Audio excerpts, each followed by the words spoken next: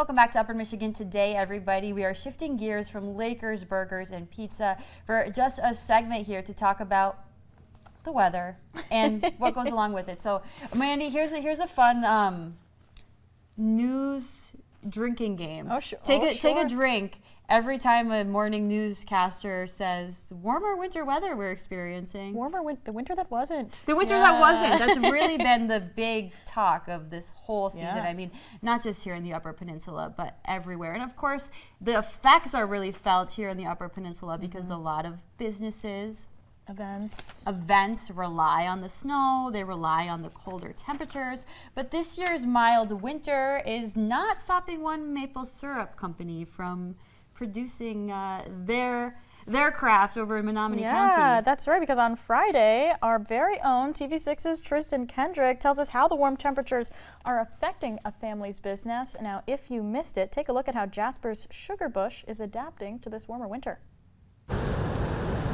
This is a newer maple tapping device that can tap multiple maple trees at the same time. Jasper's Sugar Bush in Kearney began its maple syrup making process this afternoon. Owner Stephanie Klee says this year's warmer winter is not affecting her business. The biggest thing is you just have to really watch the weather.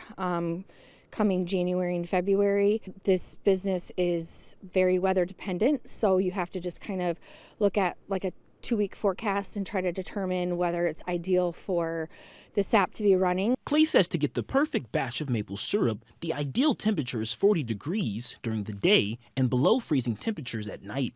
She says this has not been a huge issue for her staff. Some nights it doesn't freeze, which is fine. You just don't want like a week of consecutive days not freezing at night, because then the sap starts to slow down and it doesn't run anymore. The owner says they were still able to get 6,000 gallons of raw sap this winter. She says after concentrating that sap down, she says they got 3,000 gallons of concentrated sap. Klee says this year's winter forced them to start tapping at the end of January, which she says is a lot earlier than usual. And that cuts down our cooking time. So we're right at that, and we're going to cook what we have.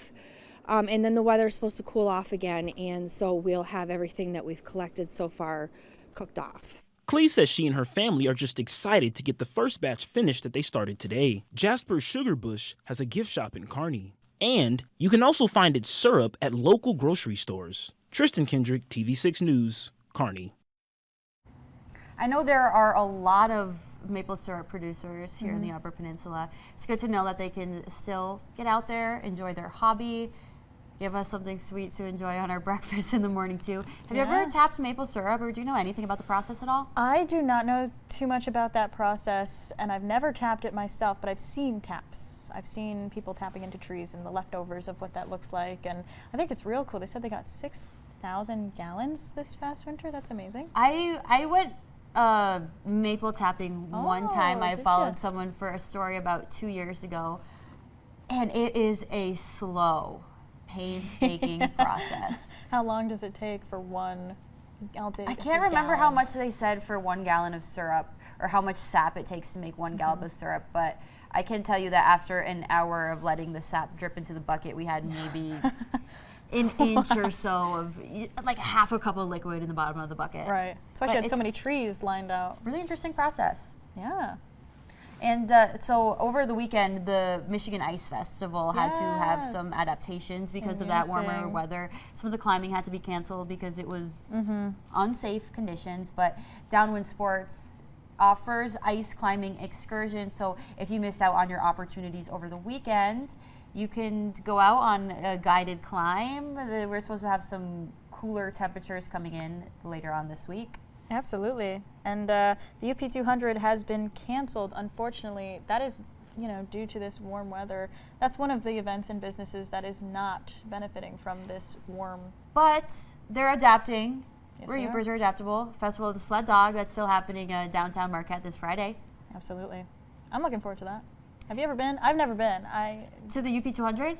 Either of them. Well, I've been to the UP 200 because I grew up here, and so growing up, my Girl Scout troop, we used to always serve hot cocoa to the watchers, I suppose. But Trinary Toast So Cafe is cute. actually going to be down there in downtown Marquette, Oh, good. offering free hot cocoa. There'll be some other entertainment as well. I know NMU President Brock Tessman and his family are participating in a warm-up event happening at 7 p.m.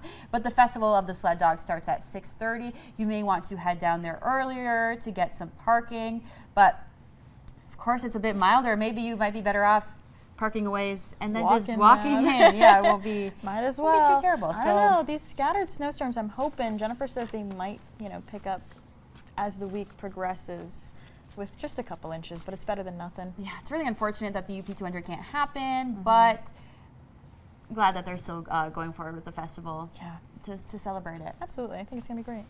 Alrighty, well, we do have to take another break, but when we come back, we're going to continue our conversation with Lakers Burgers and Pizza and what you can expect when you eat at the restaurant.